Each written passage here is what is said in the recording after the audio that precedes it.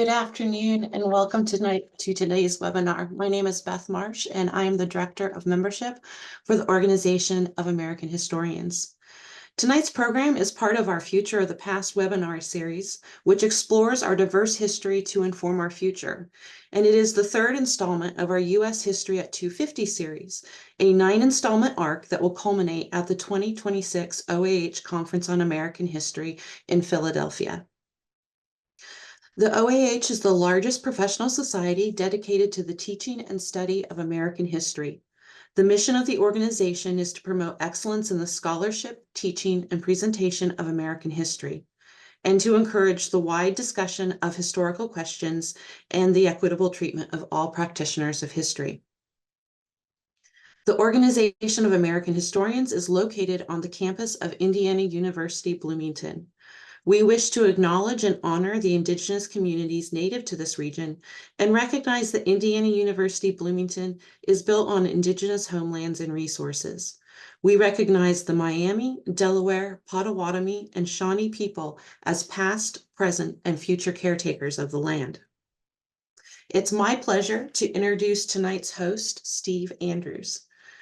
Stephen Andrews is the executive editor of the Journal of American History and is an adjunct professor of history at Indiana University. He is also an editor at Process, a blog for American history, and is the consulting editor of the American Historian. His work and teaching focuses on the cultural and religious history of the United States, and he has taught classes on religion, reform, and the Civil War. He is deeply engaged in public history, appearing in the media to discuss the history of conspiracy theories and working closely with the 9/11 Museum in New York City to help educators address conspiracy theories in the classroom. So with that, I'd like to welcome Steve to the screen.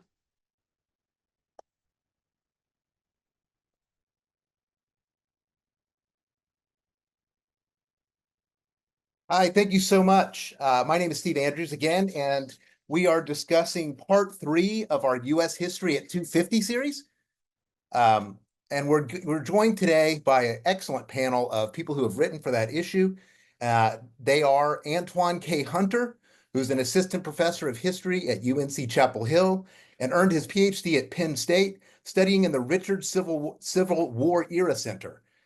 His forthcoming book examines free and enslaved Black people's firearm use in the antebellum South. Hunter is currently working on free Black laborers in Civil War North Carolina and on Black people's alcohol-related health outcomes in antebellum Charleston, South Carolina. We're also joined by Johanna Mueller, who is a PhD candidate in American Religions and U.S. History at Stanford University and a PhD fellow in the American Religions in a Global Context Initiative, the ARGC.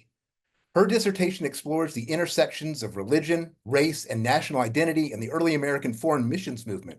Before coming to Stanford, she studied at Heidelberg University in Germany, Yale University's Divinity School, and Sweetbriar College, Virginia. And finally, Rachel St. John is an associate professor of history at UC Davis.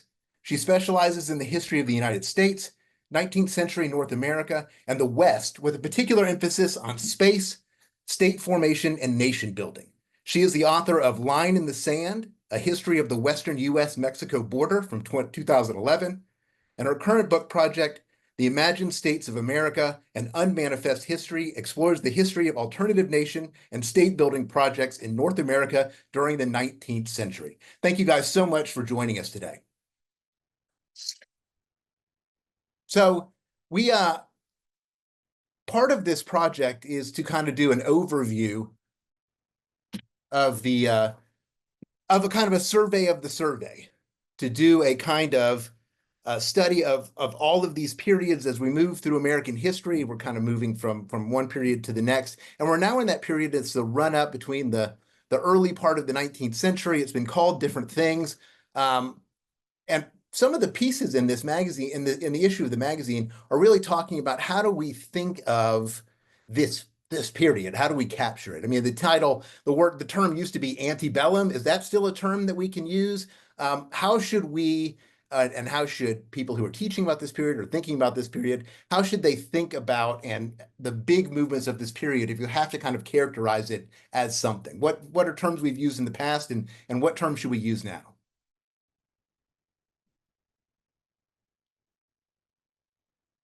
I mean, I'm happy to jump in. Sure. It, as my piece in the magazine wrote about, I think that expansion in some ways does work, and I think the three of us here today have have ended up taking different angles of that and how the United States as a nation, and we are thinking this as a national history, did expand in really significant ways, territorially, in terms of demographics, in terms of projecting ideas, whether they're about reform and citizenship and inclusion or religion into other spaces as well. So I think there is some utility in using that term to characterize this period. On the other hand, I mean, there are always challenges, right? Because obviously the United States doesn't stop expanding after this period, particularly I think thinking more broadly about the ideas about reform and religion. The United States, well into, the 21st century continues to try to project its vision onto a global scale. So there are limitations, but it does capture something about that period that I think can let us talk across different subfields within US history in productive ways. Sure. Johanna or Antwain, any? I'll jump in. Thank you for having me. Thanks for this question. I agree that, especially for the purposes of this special issue, the term and worked really well as a theme and was very productive. And I do think that it captures, as Rachel says, a lot of processes that were going on at the time. I also think that it has its limitations because I mean, you always have to choose an angle or a theme to focus on. But one of the problems that I see is that expansion seems to me like it focuses on one perspective specifically. So it's obviously, and that's what we were doing here. It's very US-centric, and to me, the question arises: what happens on the other side, and what happens in the middle? So I don't know, in physics, if something expands, there's something else that gets pushed away or displaced, and so I think that's one of the limitations that I see that we just have to be aware of. Sure. Antwain?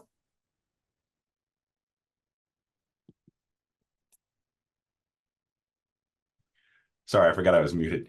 I think there are some limitations, as my colleagues have sort of suggested. I do think that that I like the term especially better than some of the things that we've used in the past. And so you can think about this early 19th century space as being divided up into a bunch of smaller sections. I think that the early republic I kind of really like. I think thinking about expansion as a theme through that, I really like. It replaces, I'm old enough to remember the sort of like the age of Jackson that got tacked onto a part of this that I always sort of found irritating, even as an undergrad. And I think that this kind of, it pushes us away from some of those really narrow focuses and kind of opens it up to a lot more of the first half of the century. But to Johanna's point, I think it also can be a little bit, you can kind of camouflage some of the dynamics underneath it, some of the darker parts of this period. Yeah, so I mean, one of the things that came up in Rachel's piece, which I thought was interesting, was this question of naturalness. Like, to what degree does, we can think about various forms, but if we maybe just territorial, but maybe other forms. If we think of expansion as kind of natural, is it natural, and what is the cost of thinking of it as natural? And do you think that most people, I would think that many people who, maybe not professional historians, but those who think about American history at all, do tend to default to a kind of natural expansion? I mean, do you think that that's still very dominant, and what is the cost of that belief that expansion itself is natural?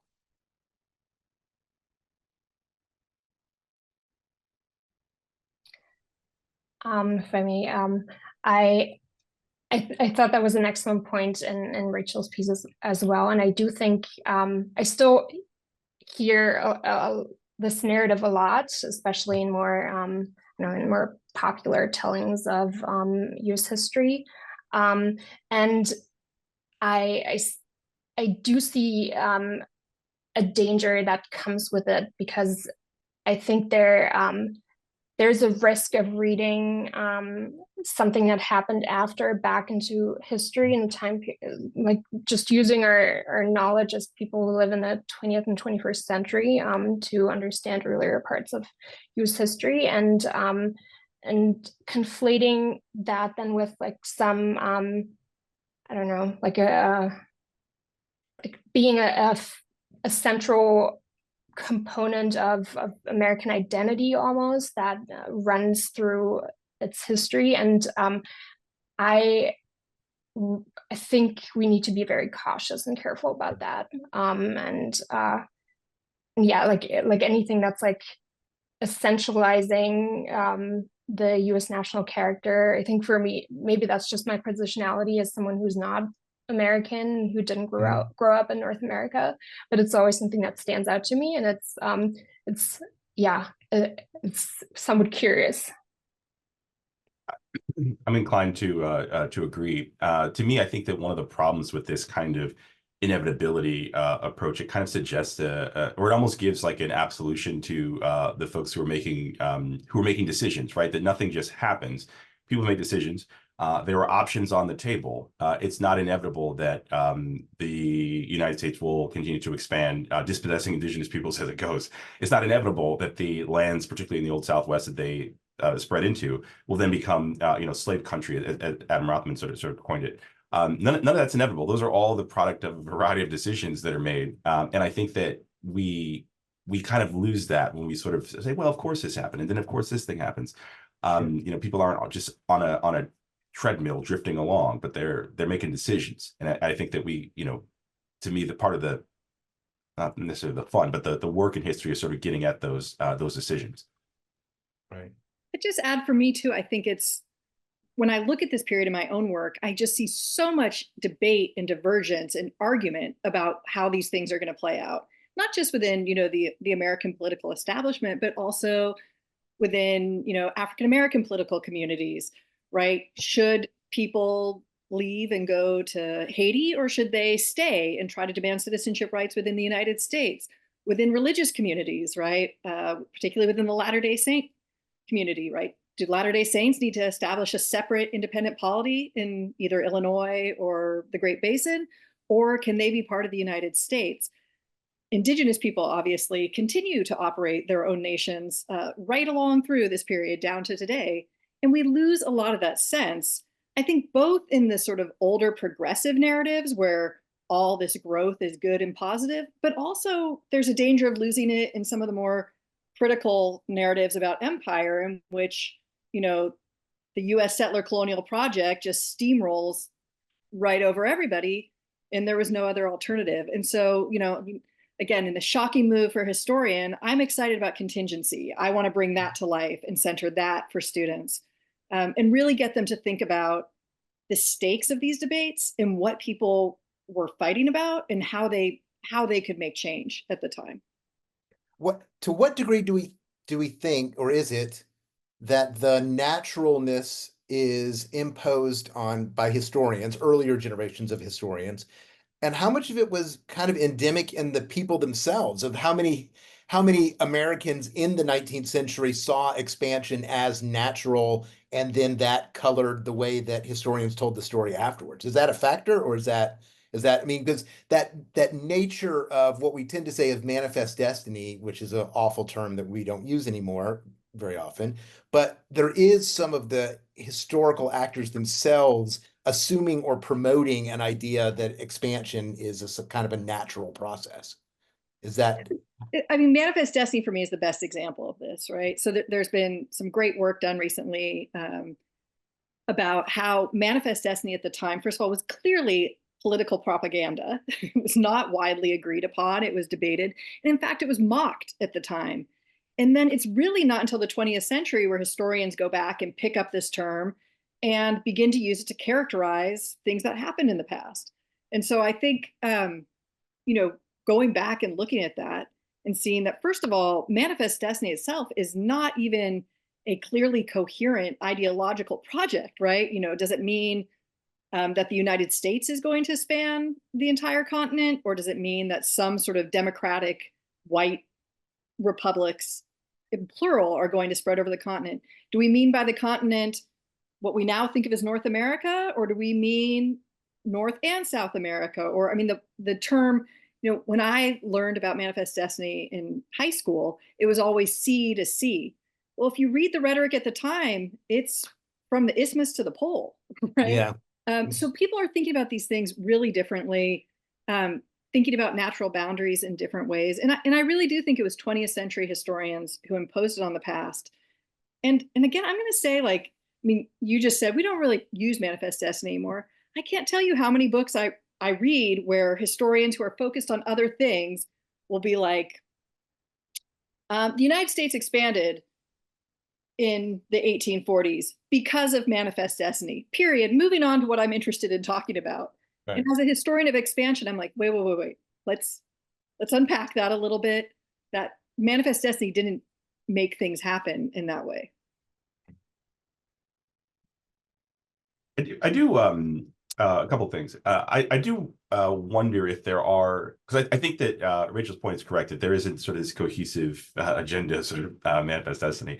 I do wonder if in the wake of expansion, we don't get little glimpses of how people are thinking about this that kind of carry on to the present. And for example, I think this kind of idea that after the conquest of Mexico, right, there's particular views of like from a lot of folks in the United States of like what Mexico is and what people in Mexico are.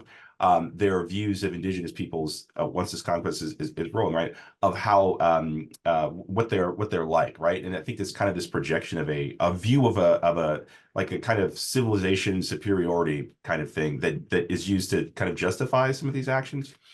Which is not saying that they aren't unchecked, right? There are plenty of folks who are opposed to the war with Mexico. There's some other folks who are opposed to actions against indigenous folks. But I think that there are these elements of it that kind of trickle down into our present. And the other piece of it is that I think that also I think Rachel's very right about the way that historians see like moving forward, right? From several generations ago, moving forward, have kind of talked about this. And I think that part of it gets at whether like what we think the purpose of history is supposed to serve. And I think that for some historians of some of an older generation, I think there's still some around today, and certainly the way that the many people in the public sort of expect historians to do is that we want a narrative that makes people feel good or that presents a particular view of American success over time. And I think that if you think about history as sort of serving that function, then it kind of lends us into these spaces where it really is about expansion and being part of this sort of like manifest destiny process. Some of those elements are still there. Yeah, I think that's a good question, and I'm glad about what Rachel and Antwain said about Manifest Destiny and the issues with the concept. And but thinking about Steve, thinking about sources from the time period and where some of that may come from, I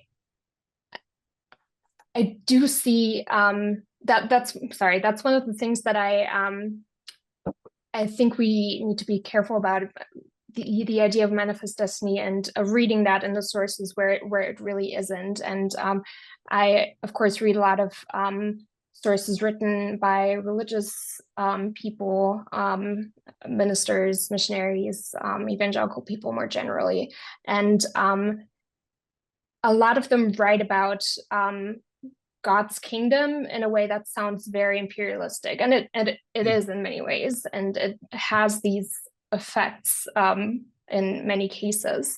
But what they're not doing, generally speaking, some are doing that, but they're not conflating God's kingdom with the American nation state. That's not something that's usually there.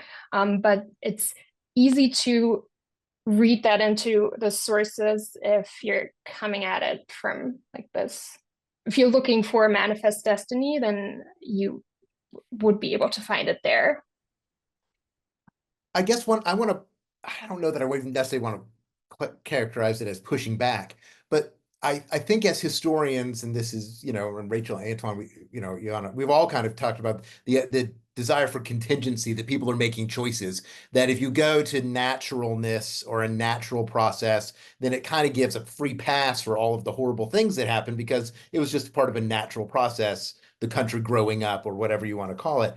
But I do want to consider, are there parts of the dynamic that was baked in the system that was created, and whether you want to say in 1783, 1787, 1789, some later point, where some expansion is in? I mean, I'm thinking of land speculation going all the way back to the 1760s and 1770s, or American capitalism. Is there an engine that pushes for expansion that we have to put in conversation with the kind of contingency of choices? Is there a structural push to expand, or is there not? I mean, if you're balancing those two, to what degree do you think that there are larger structural things, whether it's economic or societal or cultural or religious, that are pushing for expansion? And then there's a question on why doesn't that expansion stop at a natural border like the Mississippi? Well, maybe because of France, but so how do we balance structural pressure to expand? Or would you say that's not even there? That's not really a factor. That's a good question, and I'm thinking about it, but I got some ideas. Maybe I'll float out and see Sure. where they land. But one of the things that I guess I'm kind of wondering about is there something in the institution of slavery, or in sort of like the economics of cotton production, or something that kind of pushes this kind of expansion, which is then not to say that the people who are making those decisions are off the hook, but I think that the decisions are made that then sort of set this ball in motion, that then make it easier for others to make the decision, if that makes sense, right? That we've decided that that parts of the Deep South are great for growing cotton. We've got this new technology. There's the cotton gin, and that there's going to be this expansion of this type of production. And then once that ball starts rolling, it's easier. I'm still thinking through this, but that's where my brain's starting to go immediately. It's a very good question. I mean, I absolutely think it gets built into the structure of governance. And here I'll plug some excellent work that's out there being done. Michael Witkin's recent book, Seeing Red, where he talks about the political economy of plunder and how the territorial system, again, like builds into the structure of governance ways in which people are incentivized to continue to profit on not just indigenous land, but taking indigenous resources all sorts of different ways. Emily Connolly is doing some great work in a book that should be coming out pretty soon about the way in which Indian trust funds are actually get invested by the federal government in infrastructure projects that are going to dispossess additional indigenous people in the West and continue to push West. Bethel Saylor has done great work on, the creation of what I think we can see as a very clear imperial system for managing Native people. So as these things happen in contingent ways, the US government develops a series of projects and structures that they certainly imagine rolling out across a much larger landscape. I think it's important, though, to recognize that doesn't then, first of all, it's not natural. It didn't come from nowhere. It came from people who want to make money on indigenous lands and resources. And I think you can see similar things in the history of the South. Like Antwain was just talking about, there are certain environmental practices in the production of cotton that are only possible because there is a system within the United States that creates a military apparatus and a treaty system to create more cheap land for people to use land in very unsustainable ways, right? And dependent on enslaved labor. So these things get built into American capitalism and governance in ways that have a real lasting effect. Mm-hmm.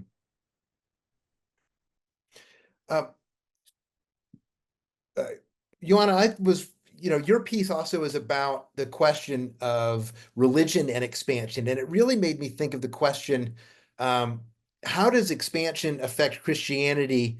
And this may be way too big for this conversation, but how did expansion affect Christianity, and how did Christianity affect expansion? Because it was interesting to see the connection to the changing denominational system and other things that were happening because of the changes and the pressures of expansion.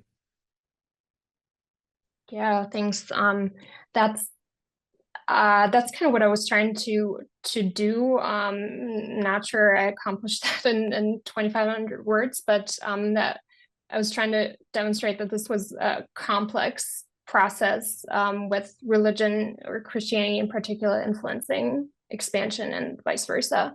And yeah, this is a big question. I'll try to summarize some points that I see, or some processes that I find important in terms of how expansion, I guess, shaped Christianity and religion more broadly. I mean, this was intersecting with various different other things that were happening at the time. So we have, of course, national disestablishment, which creates sort of this legal background for a lot of the religious innovation that then experimentation that happens.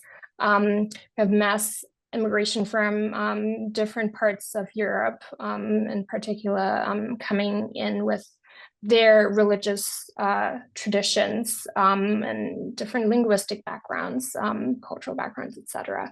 And of course, that's closely related to the land that's allegedly opening up in the West, and then the important movement happening at the time is this wave of transatlantic revivals, often referred to as the Second Great Awakening, in which we've seen upsurge in evangelical Protestantism in particular. And we see that these denominations, as you mentioned, that were particularly well adapted to function in these new environments on the frontier, they really gain in membership. So that's where not the origins of Methodism and Baptism lay, but that's when they really become these massive denominations. And yes, since Rachel brought up the LDS Church, Church of Jesus Christ of Latter-day Saints, I think that's one example that really demonstrates how religion and expansion intersected and overlapped, with them being Joseph Smith, with them originally being in upstate New York, and then migrating west through Ohio, Missouri, Illinois, and then Utah. And yeah, so there's a lot of growth happening in terms of religion. There's or expansion. There's also diversification. I think that's important. And then on the other hand, and I'll try to keep this short. On the other hand, at the same time, we have these all of these voluntary societies that are being founded in around the turn of the century, especially in the American Northeast, focused on various different aspects of reform, temperance, abolitionism, domestic and foreign missions, and they're all very much coming out of the same impulse to reform society for many of these people, and they are directly involved with the federal government in evangelizing Indigenous Americans. So there is a direct overlap there, where religious groups or religious people, missionaries, are taking funds from the federal government in order to open these schools, and we see that later on in the century as well. So yeah, it's complicated, but they're all these processes are very much related. Yeah.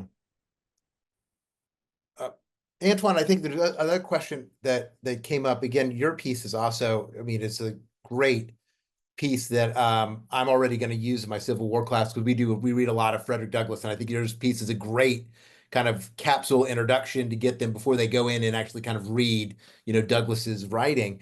And it really brought up the question of how expansion is connected to the question of slavery. I mean, this is again a multiple conversations that could fill hours and hours, but I mean, I do get the sense, that slavery is, and even some of your conversations today, are that the slavery question and the expansion question, and talking about the Deep South and then into the West is deeply, I mean, when we talk about expansion, we're talking about certainly the West and indigenous context, but we're also talking about slavery, right? I mean, Yeah. how do they combine in your thinking about expansion and slavery? You mean how does the slavery factor into the West? Yeah, yeah. Yeah, I mean, for me, you can't really have much of a conversation about I mean, the American West, and that being really just expansion westward. And so when we think about the West today, isn't necessarily what we're talking about. I mean, even what we've described as the old Southwest, right? The old Northwest. It's always part of and the Midwest, right? It's all a part of those conversations. And part of this is, I think, the thing that ultimately leads to the conflict in the Civil War. It's this question of what is to become of the West. And there are a lot of really intense debates about it. And some of it boils down to how people understand property, how they understand the relationship between the people living in the territories and the federal government, who gets to regulate the territories, what the future of that is supposed to look like. I think there's been some really interesting work too in the last handful of years of folks thinking about the West and really trying to illustrate that there are conversations about a Southern nation or parts of the nation that have both slavery and to some extent modern industry, and also an expansion into the West. And it's not just about sort of cotton lands you run to about Texas and then stop. There are conversations about going all the way through, and you see this even during the war. There are Confederate efforts to get into Mexico, New Mexico, and Arizona, and places like this. But for me, that part of the discussion around expansion, in the chiefly geographic sense, you can't have it without discussing slavery. And then also, of course, to Claudio San's point, you can't have that conversation without also talking about the indigenous peoples who were on that land initially and who were dispossessed of it. But to me, it's probably the central theme of them in the middle of the 19th century. I mean, I was teaching the Civil War class now, and one of my students had an interesting question, which was probably impossible to think about, and you don't want to spend a lot of time on counterfactuals probably, but what would expansion have looked like without slavery? In other words, and the student was trying to get to the question, it was hard to kind of dig to, was the question of, is slavery actually something that's slowing down expansion?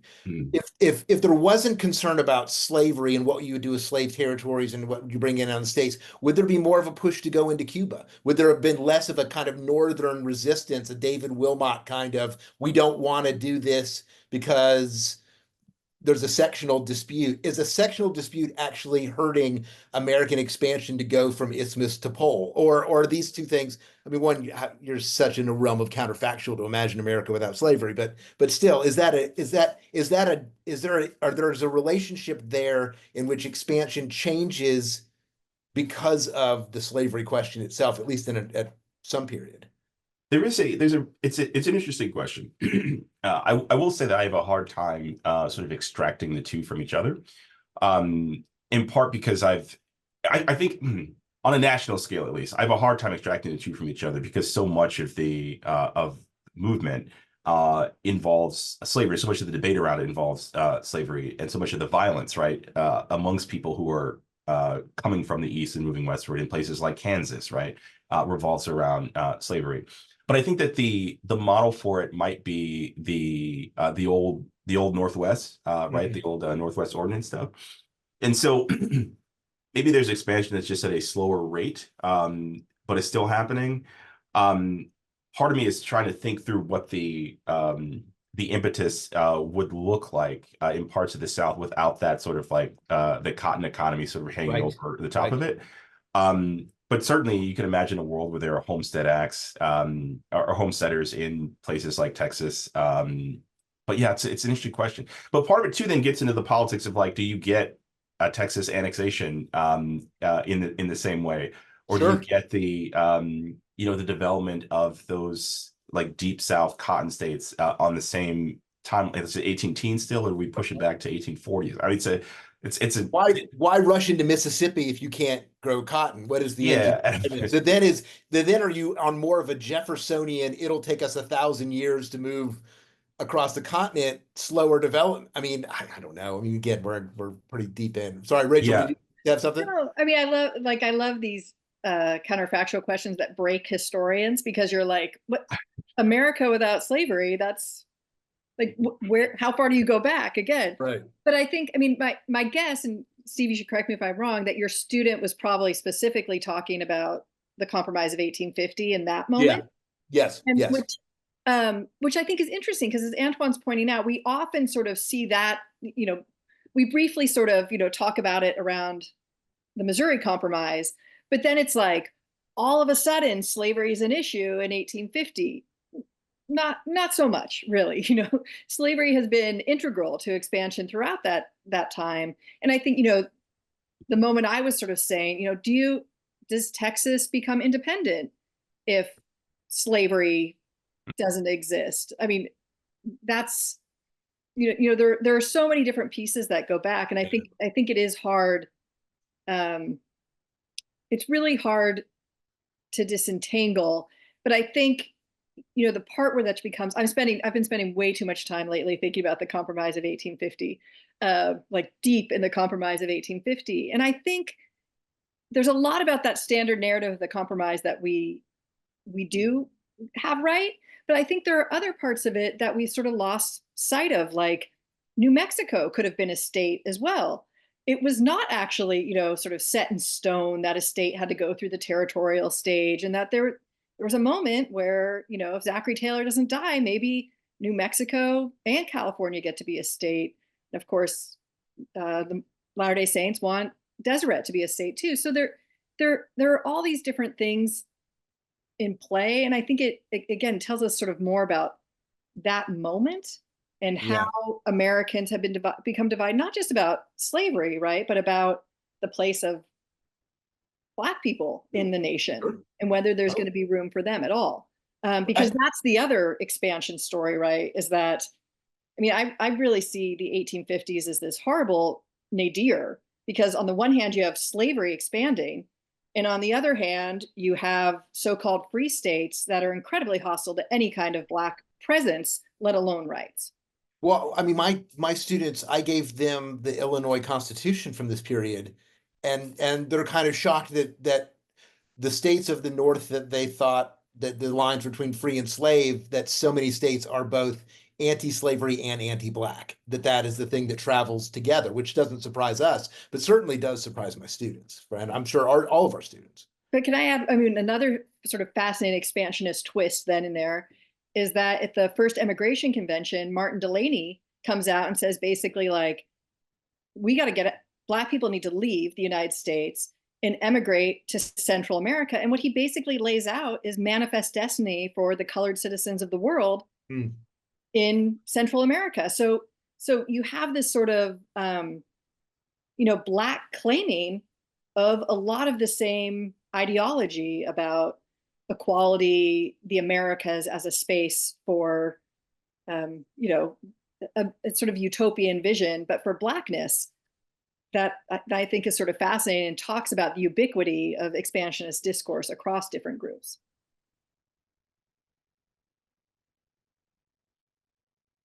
Johanna, I didn't know if you were moving to unmute. And I mean, so another part of this that came up is the degree to which is the push to expansion a corruption. I mean, you know, Antwain, you mentioned that, like, expansion is directly the kind of on-ramp to the Civil War. So you have this strange political system that is pushing for this, and yet every time they push for expansion, whether it is Louisiana or Texas or the Mexican War or Cherokee cases or removal, Dred Scott, Kansas, the battle over popular sovereignty, building a railroad, every time they push for expansion, it sends this electrical shock through the entire political system, and they keep doing it. I mean, do we understand that this push to expand is a kind of I don't know if you want to go right to a Thanatos death wish for the United States, but it seems to be, you know, it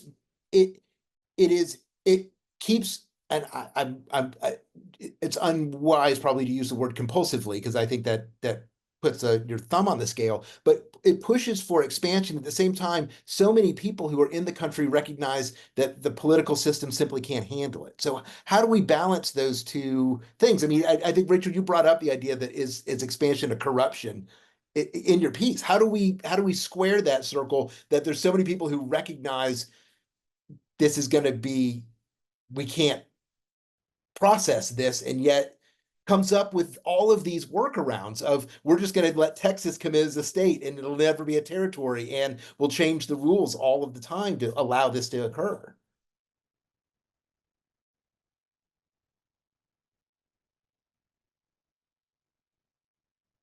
I mean, I guess I'd just say, I think you could push that back even further, right? I mean, Louisiana Purchase is, I think Jefferson's pretty clear, isn't constitutional.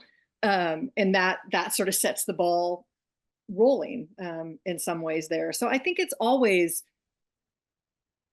you know, there's always been this push and pull between aggrandizement and power and, you know, some ideas about constitutional principles. And in the process, the Constitution changes. Things become, you know, built into the system that were unthinkable at an earlier time.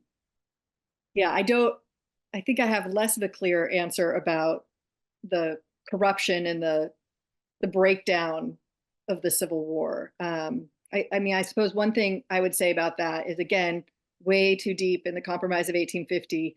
I think we sometimes lose sight of how many Southerners in particular are pushing towards secession at that early stage, and that, you know, the ratcheting up at politics is intentional. It's driving towards secession and breaking apart. And that, to me, that becomes so important because, again, I think partly because of the Civil War, we have all accepted the idea that what people really wanted was the United States to hold together, to be this vast, continental, heterogeneous nation. And there very clearly are many people in North America who either can't even imagine that or have no interest in that at all. They think it's a bad, dumb idea, basically. I think it's a good point. And I think a lot of it, or at least some of it, boils down to people's understanding of what like, again, the federal government's relationship to the territories and to the people who are in them. Like, is there a fundamental right for, you know, the territories belong to the nation in common? Is there a fundamental right for people to bring enslaved property, like any other property, right, that's legally held, into the territories? And there are others who want no part of it, or think that people should have a choice. And Lincoln kind of gets at this, I think in the Lincoln-Douglas debates, where he kind of lays out this idea that, you know, this idea of popular sovereignty after the Dred Scott decision really just kind of says that, like, you can have slave territory, or you can bring slaves into the territories if you want to, but you can't really stop people from doing it. Like, there's no real option for this. All it really is that people can bring slavery or continue to extend slavery everywhere. And so I think that because of that kind of fundamental disagreement about what is supposed to happen in this space, there's a tension that has to be resolved. And I'm not saying that the war is inevitable, but certainly I think that, you know, it's easy to see, as Rachel points out, that there are some folks who are like, well, this doesn't work, or this vision of America that I have, the way that I understand a country, isn't what's actually being delivered here. And so the way to sort of fix it is to get out of it. Yeah. I mean, I guess one of the final questions is do we think of, if we think of expansion as a process, and whether it's religious or rights or also territorial, is it the same process that drives empire? Or are these two different processes? Are they, you know, two different shapes of the same thing that are slightly different engines, or should we understand them as separate?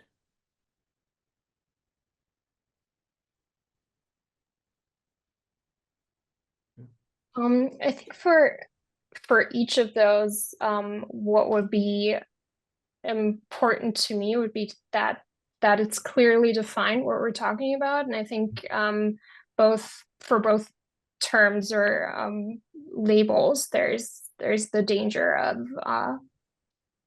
like just using them as in like a matter of fact way. When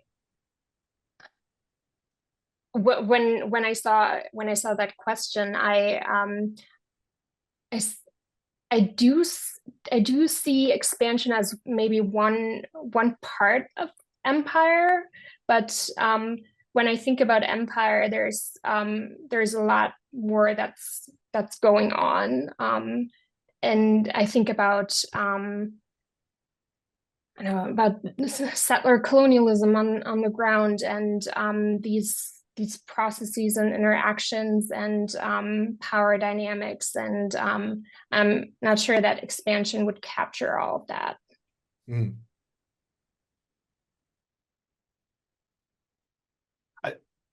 I think that there's I think you're right, Johanna, that there can be a bit of an obscuring happening. But also I think that in the same way that when I think about the sort of the growth of the country in this period, I think that empire is inherently about an expansion, both geographical, but also sort of a cultural and economic. There are other aspects of it, but this imposition on the peoples that are in that space. Though I don't know that expansion is inherently also about empire, in the sense that, we can ask the question of like, when does the American empire start? I think there's a desire for it among some folks in 1840s and 50s. You see with the filibusterers. I'm not sure if I would, and people can disagree with this. I'm not sure if I would describe the dispossession of indigenous peoples as part of an imperial project in the same way. Feels like a different thing. Now, I think that the filibusters don't get their they don't get Cuba and Mexico and Nicaragua, but I think that push is there. But I think it really starts to come to fruition in the latter part of the century, as we get to the War with Mexico. Yeah, I think it's really War with Spain. I'm sorry. Yeah, I think it's really tricky. I mean, in some ways, sort of historiographically, and thinking about how we're framing these different periods, there used to be a history of expansion, which was largely focused on the pre-Civil War history, and then we shift to the history of empire. And I think historians have done a lot of work to show that these things are not necessarily that different, and they develop over time. And certainly, again, those structures and practices and ideologies that allow for continental expansion and indigenous dispossession lead to similar things happening in other places, overseas as well. I think it's, again, there's a lot. I mean, one of the things I think is very useful about the literature on empires, it gets us to think about how empires are maintained so that differential governance among people within, that not all people are treated equally. And I certainly think, that's where we can see some real clear imperial structures being developed in the old Northwest Territory as the US government, has this idea. And here I'm really drawing on Bethel Saylor a lot, but there's this idea that these territories are going to become equal sovereign states, but then there's also a reality that there are indigenous nations there that need to be managed as colonial populations, and that this continues to be this sort of unresolved, unspoken tension in the American empire. I think, one of the things I struggled with in my piece is I started getting into expansion, and then I found myself thinking, words matter, but also I don't want this only to be about semantics. And so I think sort of like Johanna was saying, being clear about the context in which you're using it and the work you want it to do is probably the thing that we can do that's most useful for us as a field, but also for our students, right? We probably don't want to make our students just sort of debate the definitions of expansion or empire, but rather to think about why these terms have been used by different times by different historians and what they help us think about. Yeah, I guess there's the danger that the term expansion just becomes a synonym for change, and that any change is expansion, and so we've lose our. We have so many great questions here. I want to ask you guys a few of them and see what you think. Robert May asks, regarding contingency and inevitability, can comparative history be of any help in undermining inevitability theory, or are comparisons, say with Russia, so imprecise and based on different circumstances and geographies as to render comparisons useless? And I guess one of those questions is that, as either in your writing or your thinking, and I know, like Johanna, you had mentioned the kind of European engine of religion as well that's happening. To what degree do you guys draw on comparisons that are useful, or you found limitations on them? Anybody? Just very, very quickly, I think there can be real benefits to it in kind of like shaking people away from kind of thoughts of American exceptionalism, particularly dealing with undergraduate students. And so, just as an example, when teaching the American Revolution, I think it's worth mentioning the Haitian Revolution, also the French Revolution, because it kind of shows you that this is not just, yes, the American Revolution is fantastic in so many different ways. But also, they're not the only people on the planet who are having these conversations, having these thoughts. It's a transatlantic hemispheric discussion. And you could also throw in some of those revolutions in Latin America that come not too long after. I think that it kind of just pushes people to recognize that ideas aren't always bound by geographic space. That there's a much larger sort of dynamic happening. Yeah, I think that's a really, really important point. And I guess I think about it less as comparative history and rather as I mean, we're talking about terms, but depending on what you want to call it, or what scale you want to use, transatlantic, transnational. But with the revolutions, for example, them not just looking at them at a comparative level, but as you said, them being like very much intertwined. Like people were talking about these things. There were these works going on. Same with the religious networks or religious revivals specifically that were happening in the Atlantic world at the time. Those were not two distinct stories. So people were talking to each other, people were traveling back and forth, and ideas and people and goods travel. So I very much agree. I think we should be questioning whether political national boundaries are always the most useful way for us to frame a story. Yeah, I agree. I think both. I mean, interestingly, I often think comparative work actually can help bring into relief what is distinct about the United States and the U.S. experience. So, I mean, the example that Robert mentioned, Russia, lots of expansion into similar borderland spaces, controls of populations. You have a very different state apparatus that's much more top down, and things go differently than in the in North America for that reason. I think also transnational history, though, can sometimes blow up some of these assumptions about what's natural. So for me, it's been always very productive to look across North American borders where you see, very similar ideas about the expansion of capitalism and the need to bring land and to dispossess and plunder indigenous people in northern Mexico and the US. And of course, in the US, we naturalize these things as being part of territorial expansion. And in Mexico, they're happening also, but Mexico is territorially shrinking. And that doesn't mean it doesn't happen. And so I find it, always really exciting, both in my own work, but also just to talk to other historians where you say, these are my basic assumptions about how things happen. And they sort of look at you like, well, you're weird.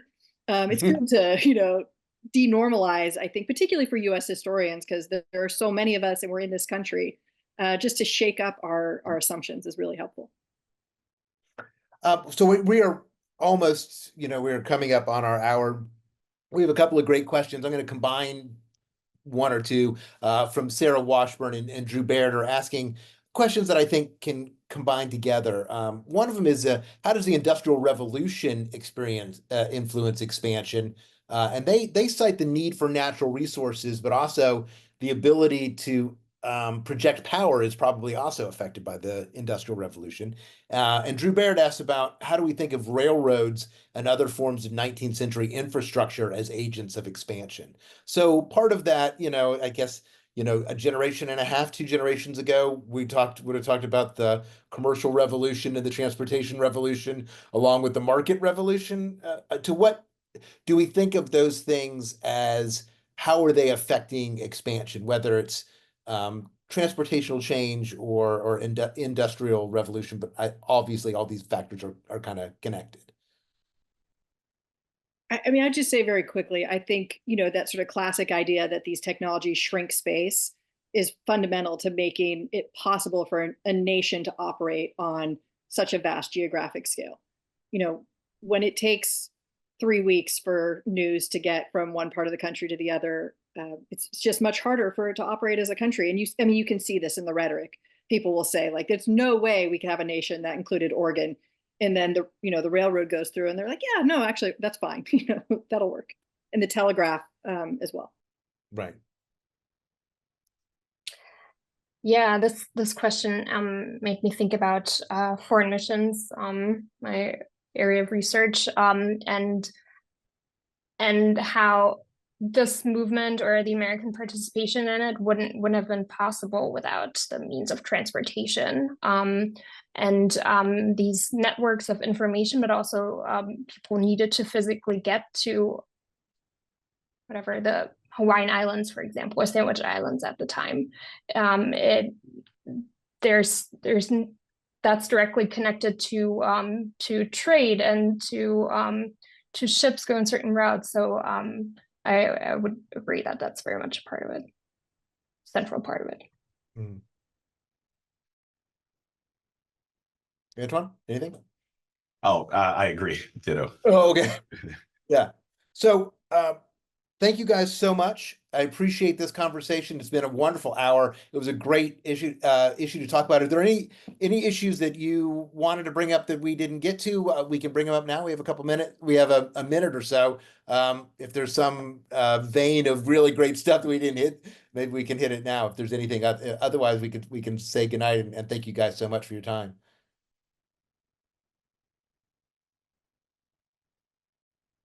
Well, guys, thank you so much. I think it's been a wonderful conversation. Thanks for joining us, and I appreciate issue 3 of this series is fantastic. And we appreciate your time, and thank you for joining us for this conversation on the OAH in this webinar.